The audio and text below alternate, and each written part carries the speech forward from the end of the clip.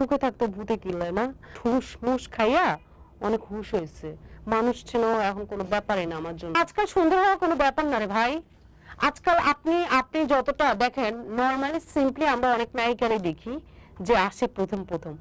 আজকাল ওই যে গ্লুটাথিয়ন ইনজেকশন যেটা, সেটা যদি আমি আমার বডিতে পুশ করি, ঠিক আছে, 10-15 শেড সুন্দর হওয়া কোনো ব্যাপার না।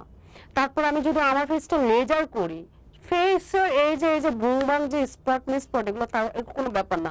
আমার নাককে আমি লম্বা করা, থুতনিটা লম্বা করা, মানে আজকাল এগুলো কোনো ব্যাপারই না, ডাজন্ট ম্যাটার নিজেকে। এবং আমার এই যে চুল নেই, এই যে আমি আমার চুলকে ড্যামেজ হয়ে গেছে, টাকা থাকলে বললাম না আজকাল সুন্দর হওয়া কোনো ব্যাপার না।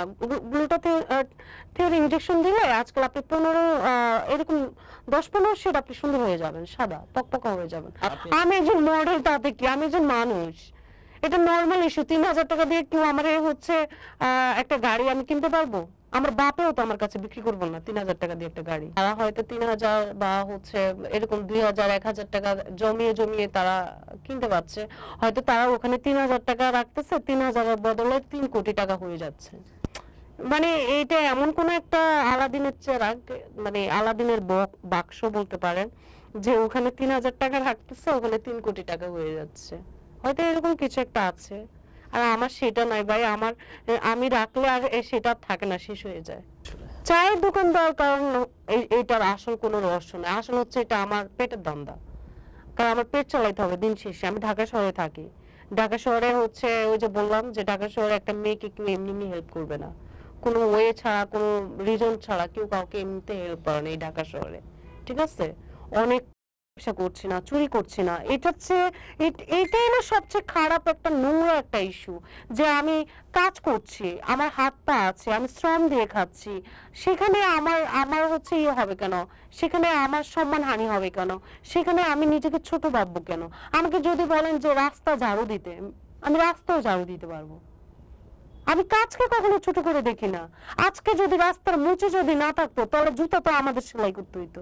ঠুস মুস খাইয়া অনেক হুশ হয়েছে, মানুষ ছিল এখন কোনো ব্যাপারই না আমার জন্য। ঠুস এটা একটা মানুষের একটা প্রবাদ, একটা কথার কথা, যে অনেক অনেক প্রবলেম ফেস হয়ে কিন্তু মানুষ একটা জায়গায় আসে।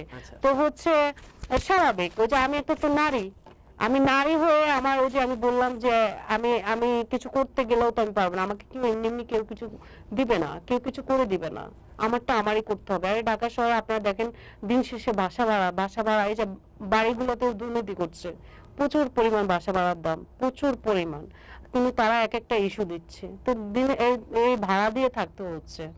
আবার খাবার দাবার আছে, নিজের চলার, নিজের অনেক কিছু, নিজের চিকিৎসা, নিজের ড্রেস আপ, অনেক কিছুই লাগে। তো কিভাবে কি, তো ওই দোকান দিয়ে আমি কোনোভাবে কোনো রকম চলতে, সুখে থাকতো ভূতে কিনলে না, মানে আমি আমার যে জায়গায় আমার ওইটা স্বপ্নের একটা জায়গা, ওই জায়গায় আমার একটা এইম ছিল যে ওই জায়গায় আমি বড় হব, ওই জায়গায় আমি এগিয়ে যাব, লাইফে কিছু করব। আমি ওই জায়গা ছাইড়া আমি রাস্তায় নেমে ফুটপাতে দোকানদারি করব। মানুষ বড় থেকে ছোট হয় নাকি ছোট থেকে বড় হয়? একেবারে কাজ করতে করতে করতে করতে করতে করতে করতে করতে যখন আপনি একটা জায়গায় পৌঁছাবেন, তখন গিয়ে আর প্রবলেম কি, তখন প্রবলেম কি একেবারে হয় না, হয় সামথিং কিছু প্রবলেম তো ফেস করতে হয়, একেবারে যে প্রবলেম হয় না তা না।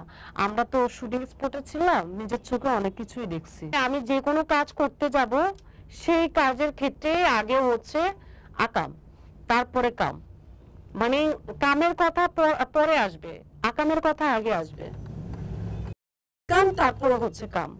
মানে বুঝতে পেরেছেন বিষয়টা? এটাই ছিল।